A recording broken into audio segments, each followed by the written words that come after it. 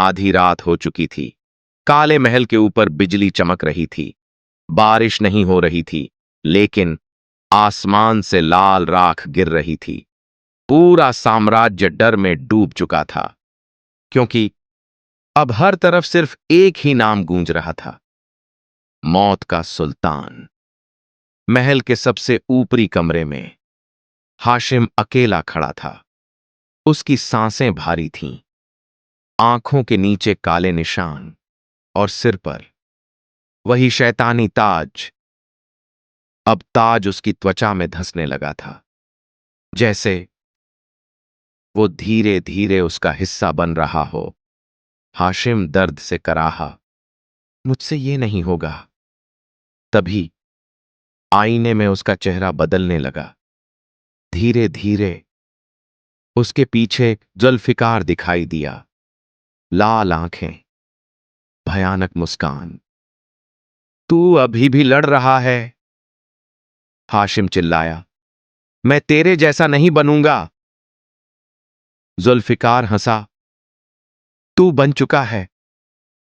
अचानक आईने में दृश्य बदल गया। पूरा गांव जल रहा था।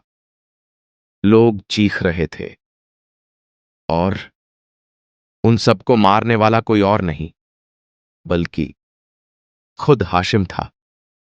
हाशिम डर के मारे पीछे हट गया। नहीं, मैंने ये नहीं किया। जुल्फिकार धीरे धीरे उसके कान के पास आया। लेकिन तुझे अच्छा लगा था। हाशिम की आंखों में आंसू आ गए, क्योंकि दिल के अंदर कहीं उसे सच में वो ताकत अच्छी लगने लगी थी।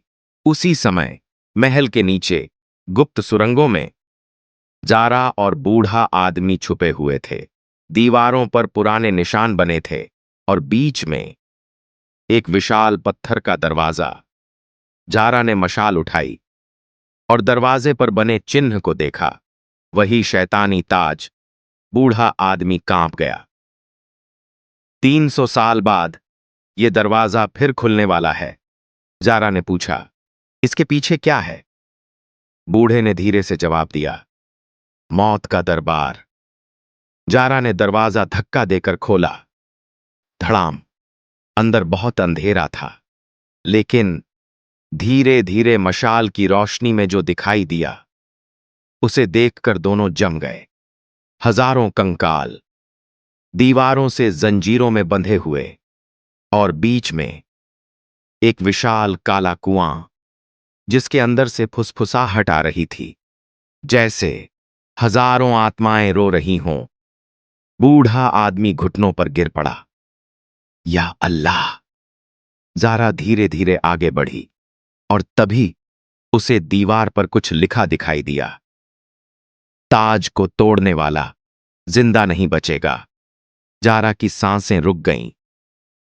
मतलब, अगर ताज तोड़ा, बूढ़ा आदमी बोला, तो पहनने वाला मर जाएगा। जारा चुप हो गई, क्योंकि अब उसे समझ आ चुका था। हाशिम को बचाने का सिर्फ एक तरीका था, उसकी मौत। उधर महल के सिंहासन कक्ष में हजारों सैनिक घुटनों पर बैठे थे। बीच में हाशिम सिंहासन पर बैठा था, लेकिन उसका चेहरा अब बदलने लगा था। उसकी नसें काली हो रही थीं, आंखों में इंसानियत कम होती जा रही थी। अजहान आगे आया। सुल्तान, सीमा के सारे राज्य झुक चुके हैं। अब सिर्फ एक राज्य बचा है। हाशिम ने भारी आवाज में पूछा। कौन सा? नूरान। अचानक जुल्फिकार की आवाज गूंजी। उसे जला दो। हाशिम के हाथ कांपने लगे, क्योंकि नूरान वही जगह थी जहां उसकी मां रहती थी। हाशिम चिल्लाया, नहीं! पूरा दरबार कांप उठा।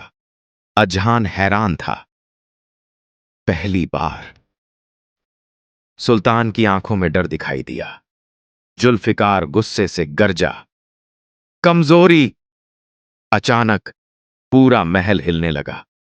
दीवारों से काला धुआं निकलने लगा, और एक एक करके सैनिक चीखने लगे। उनकी आंखें काली हो रही थीं, जैसे कोई चीज उनके अंदर घुस रही हो।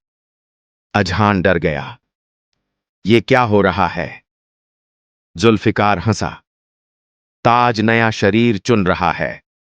अचानक एक सैनिक पागलों की तरह चिल्लाया और दूसरे सैनिक का गला काट दिया। फिर दूसरा, फिर तीसरा। कुछ ही सेकंड में पूरा दरबार नरक बन गया। सैनिक एक दूसरे को मारने लगे। खून, चीखें, तलवारों की आवाज, हर तरफ मौत। हाशिम डर के मारे खड़ा हो गया। रुको, सब रुक जाओ। लेकिन अब किसी पर उसका कंट्रोल नहीं था। ताज अपनी मर्जी से काम कर रहा था। उसी समय महल के बाहर जारा छुपकर सब देख रही थी। उसने पहली बार हाशिम को गौर से देखा और उसकी आंखों में डर नहीं बल्कि दर्द दिखाई दिया। वो धीरे से फुसफुसाई, वो पूरी तरह शैतान नहीं बना। बूढ़ा आदमी बोला, लेकिन जल्द बन जाएगा। जारा ने अपनी तलवार कसकर पकड़ी। फिर उससे पहले मुझे उसे रोकना होगा। उधर सिंहासन कक्ष में हाशिम अचानक घुटनों पर गिर पड़ा। उसके कानों में हजारों आवाजें गूंजने लगीं। खून, मौत, बलि, राजा। उसने सिर पकड़ लिया। बस अचानक ताज से तेज लाल रोशनी निकली और पूरा महल अंधेरे में डूब गया। जब रोशनी वापस आई तो हाशिम अकेला नहीं था। उसके पीछे धुएं से बना एक विशाल काला साया खड़ा था। लाल आंखें, सींग और भयानक मुस्कान। जुल्फिकार अब सिर्फ आवाज नहीं रहा था, वो धीरे धीरे इस दुनिया में आने लगा था और पूरा दरबार डर से कांप उठा। जुल्फिकार मुस्कुराया। अब मेरा राज शुरू होगा। इस स्टोरी के आगे जानने के लिए हमारे चैनल मोटिवेशन 40 को सब्सक्राइब करके हमारे चैनल को विजिट करके पार्ट 5 को देख सकते हो। धन्यवाद।